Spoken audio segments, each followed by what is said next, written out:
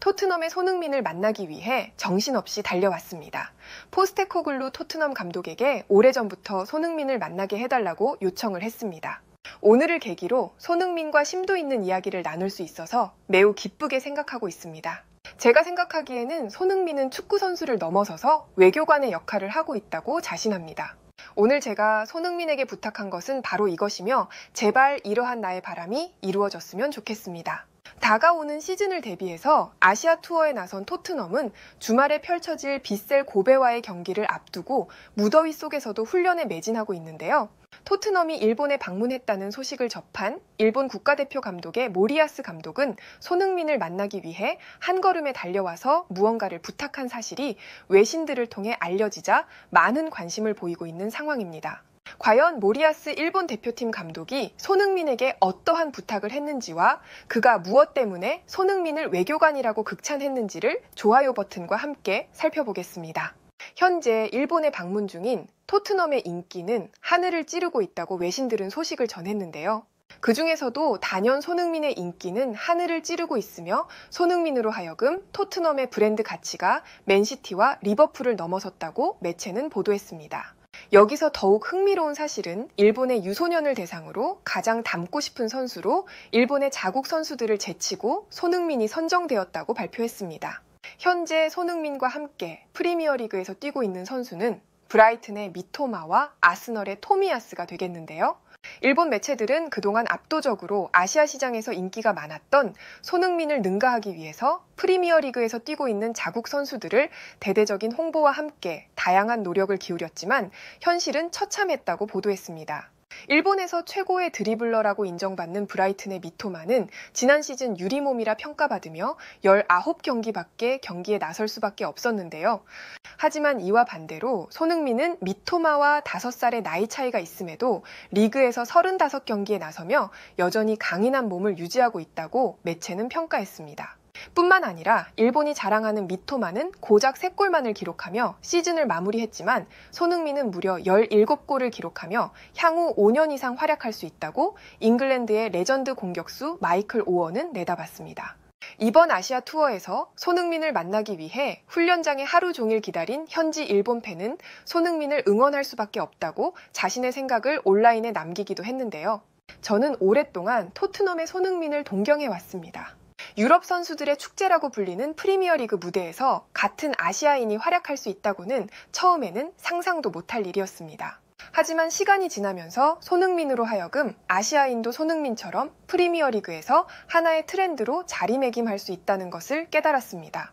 이제는 영국에 여행을 가더라도 손흥민이 그동안 프리미어리그에서 보여준 업적 때문에 나도 모르게 당당함을 가질 수 있어서 매우 감사하게 생각합니다. 다가오는 빗셀 고베와의 경기에서 부상 없이 안전하게 한국으로 넘어갔으면 하는 바람입니다. 이러한 상황에서 일본 국가대표팀 감독인 모리야스 감독은 손흥민을 만난 소감을 전해주었습니다. 우선 손흥민을 만나게 허락해준 포스테코글루 감독과 이러한 만남을 수락해줬던 손흥민에게 고마움을 먼저 전하고 싶습니다. 저는 오래전부터 일본의 축구 시스템을 선진화하기 위해 많은 고민을 기울였습니다. 당연히 아시아에서 최고의 자리를 논할 때에는 한국과 저희의 이름이 거론되고 있다는 것을 잘 알고 있습니다. 하지만 저는 항상 많은 고민이 있었습니다.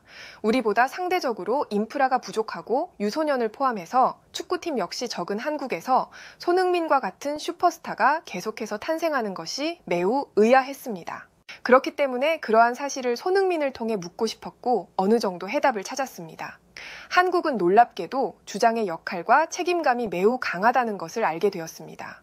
과거 한국의 캡틴 박지성은 자신의 역할과 책임감을 넘겨줄 사람을 탐색했고 장기적으로 손흥민을 낙점했다는 것을 알 수가 있었습니다.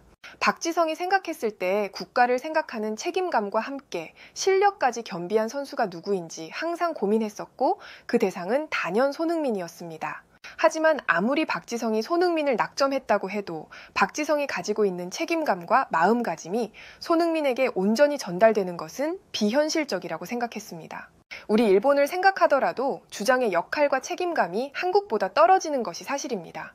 그렇기 때문에 중요한 경기나 위기에서 우리의 발목을 잡곤 합니다. 그러나 이와 반대로 박지성과 기성용으로 내려온 계보와 함께 손흥민으로 자연스럽게 이어진 모습은 그저 부럽기만 한 것이 사실입니다. 여기서 더욱 놀라운 것은 과거에서 그치지 않고 현재 손흥민이 보여주고 있는 주장의 모습은 과거보다 점점 더 진화하고 있다는 점입니다. 우리 일본의 장기적인 발전을 위한다면 이러한 한국의 문화를 100% 흡수할 수는 없겠지만 어떠한 마음가짐을 가져야 하는지 자라나는 유소년들에게 생생하게 전달해주고 싶은 마음이 간절했습니다. 당연히 힘든 부탁인 것을 알고 있지만 기회가 된다면 자라나는 유소년들에게 특강을 해주길 손흥민에게 부탁했습니다. 경쟁팀의 에이스이지만 배울 수만 있다면 어떻게든 우리 유소년들에게 배움의 기회를 제공하고 싶었습니다. 당장은 아니더라도 언젠가 기회가 된다면 손흥민이 가지고 있는 마음가짐을 자라나는 유소년들에게 직접 생생하게 전해주고 싶습니다. 이러한 것을 참고해 볼 때 손흥민은 그저 축구만 잘하는 선수가 아니라 자연스럽게 하나로 연결해주는 외교관 역할을 하고 있다고 자신합니다. 이번 토트넘 방문을 통해 알 수 있듯이 손흥민으로 하여금 일본의 축구 팬들은 축제 분위기를 즐기고 있으며 매우 행복해하는 모습을 볼 때면 저 또한 기분이 좋아지곤 합니다. 우리의 유소년들과 손흥민의 만남을 기대하면서 인사를 마무리하겠습니다. 모리아스 일본 대표팀 감독은 이 같은 말을 해주었고 이와 관련된 실시간 해외 댓글을 살펴보겠습니다. 나는 지금껏 프리미어 리그에서 손흥민을 볼 때면 실력이 좋은 레전드라고만 생각했었어. 하지만 일본의 모리아스 감독의 말을 참고해 볼 때 국가를 연결해주는 외교관 역할을 손흥민은 충실하게 하고 있다고 생각해. 어쩌면 손흥민은 내가 생각했던 것보다 더욱 대단한 사람이라는 것을 알게 되었어. 다가오는 빗셀 고베와의 경기에서 손흥민이 어떠한 모습을 보여줄지 기대가 돼. 아마도 부상을 대비해서 리그에서의 모습까지는 보여줄 수 없겠지만 확실한 것은 손흥민으로 하여금 일본은 축제를 즐기고 있다는 것이야. 계속해서 탄생하는 한국의 유망주들과 최고의 모습을 보여주고 있는 손흥민을 뒷받침해 줄 수 있는 한국축구협회의 역할이 매우 중요하다고 확신하고 있어. 아무리 생각해도 토트넘의 레비 회장은 손흥민을 너무나도 잘 이용하고 있다는 생각이 들어. 성과는 손흥민이 얻고 이에 따른 보상은 레비 회장이 받고 있다고 확신해. 한 가지 확실한 것은 지금보다 손흥민에게 레비 회장은 보다 많은 보상을 지급해야 된다고 생각해.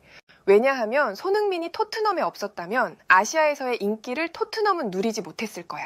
하지만 어리석게도 토트넘은 연봉 인상과 함께 장기 계약이나 레전드의 대우 없이 손흥민에게 돈을 더 안 쓰고 최대한 돈을 뽑아낼 예정인 것 같아. 1년 추가 옵션 계약을 발동할 예정인 것을 볼 때면 미친 결정인 것이 분명해 보여. 지금까지 손흥민을 통해서 벌어들인 유니폼 판매량은 과거 토트넘을 대표했던 케인을 영입하고도 남는 수익을 달성했고 손흥민의 공헌이 그만큼 크다는 것을 알 수가 있어. 이러한 것을 참고해 볼 때 토트넘이 손흥민을 이용만 한다면 후회할 것이 분명해 보여. 여전히 손흥민을 노리고 있는 빅클럽들이 많다는 것을 레비 회장은 명심해야만 해. 해외에서는 이 같은 반응을 보여주었고 좋아요와 무료 구독 그리고 알림 설정해 주시면 영상 제작에 큰 힘이 됩니다. 여러분들의 생각을 자유롭게 댓글로 남겨주시고 오늘도 시청해 주셔서 진심으로 감사드립니다. 오늘도 편안함에 이르시길 기원하겠습니다. 이상 월드TV였습니다.